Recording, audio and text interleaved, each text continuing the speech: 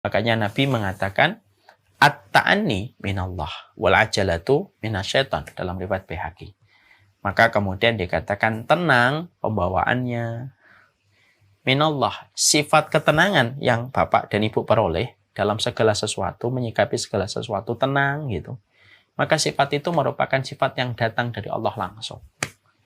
Wal ajalatu minasyaitan, dan sikap kita terburu-buru, maka itulah yang menjadikan kita terburu-buru itu merupakan sifat yang terkoneksi langsung kepada setan.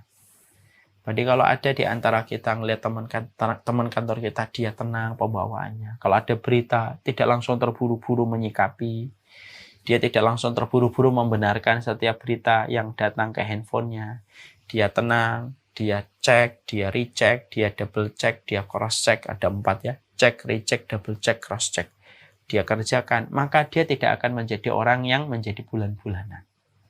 Hari ini sering sekali orang-orang yang dengki sama Islam, mereka melemparkan satu isu. Ya, satu isu yang belum tentu benar. Lalu disebarkan lewat pesan berantai kepada banyak kaum muslimin. Banyak orang kaum muslimin lalu tergesa-gesa, terburu-buru, mengambil kesimpulan, mengambil sikap tanpa mengadakan proses bersabar dan tenang menghadapi satu isu itu. Ketika tidak ada ketenangan menghadapi satu isu, akhirnya apa? Kita menjadi reaktif.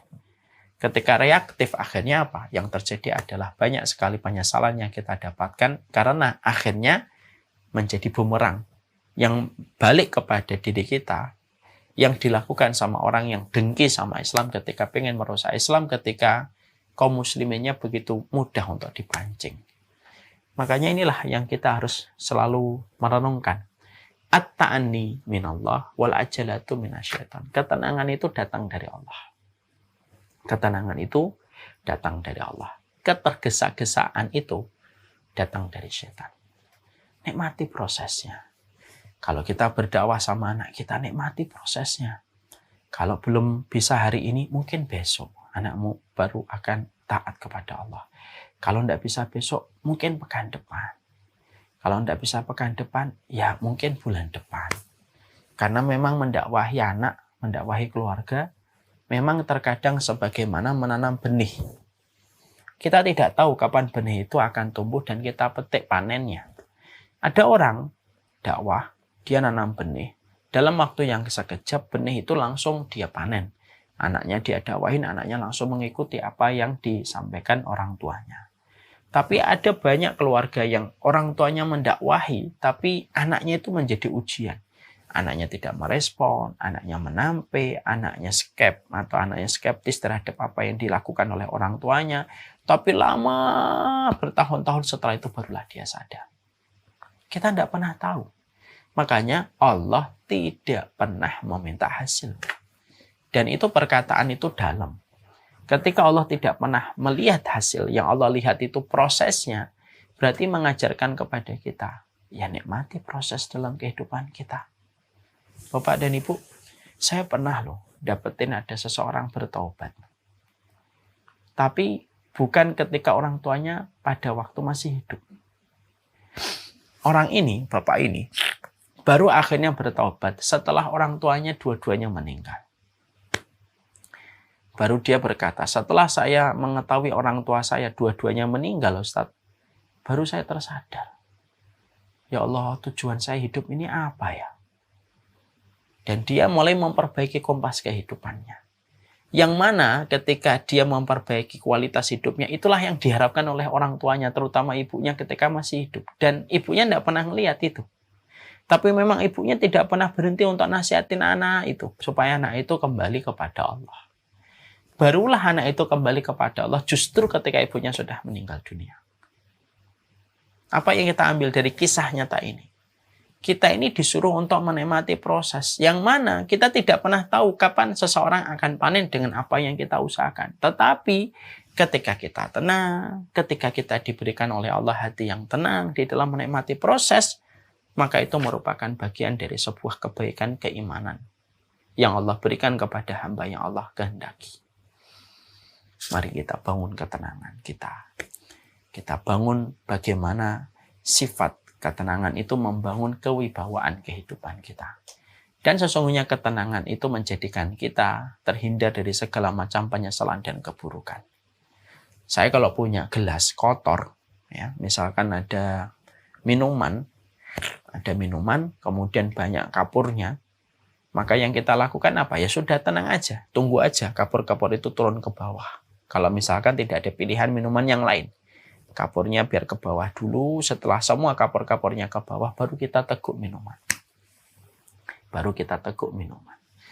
Maka itulah yang kemudian kita peroleh. Kita akhirnya dengan memberikan waktu, maka akhirnya kita terhindar dari berbagai macam kerusakan yang tidak perlu terjadi ketika kita mampu menyapih diri kita.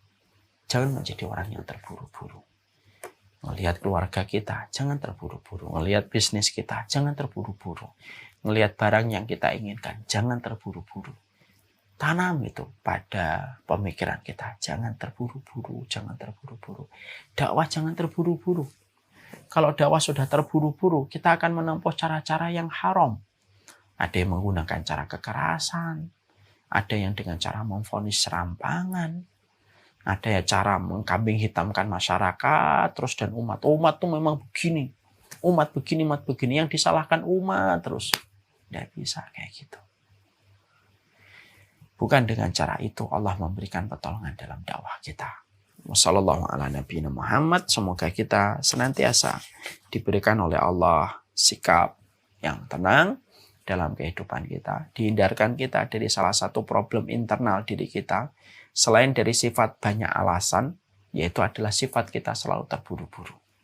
Bagi yang ingin mendapatkan rumah, jangan terburu-buru. Sudahlah, ngontrak dulu saja. Yakin kalau memang engkau ditakdirkan punya rumah, datang rumah itu dengan cara yang tidak pernah kamu duga. Selama kamu bersabar di dalam menikmati prosesnya.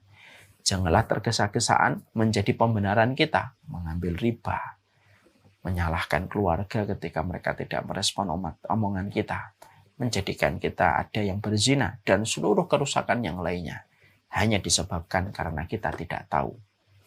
Sifat terburu-buru sudah diingatkan oleh Allah berkali-kali di dalam Quran dan hadis. Dia tidaklah datang pada dirimu ketika lagi ingin buru-buru, kecuali itu datang dari bisikan setan. Semoga Allah menyapih diri kita dari keburukan-keburukan jiwa kita, supaya kita mendapatkan keistimewaan pada karakter dan tabiat kita selaku hamba yang beriman. Wassalamualaikum ala nabiyina Muhammad walhamdulillahirabbil alamin. Ini yang dapat kami sampaikan, semoga bermanfaat dan berkah untuk kita dalam komitmen kita merubah karakter kita menjadi karakter yang betul-betul istimewa di hadapan Allah. Salah satunya mengubah kendala diri kita. Salah satunya adalah terburu-buru dan tergesa-gesa menjadi sesuatu yang menikmati proses untuk mendapatkan pertolongan, untuk mendapatkan kebahagiaan di dalam sikap ketenangan yang kita miliki pada kehidupan.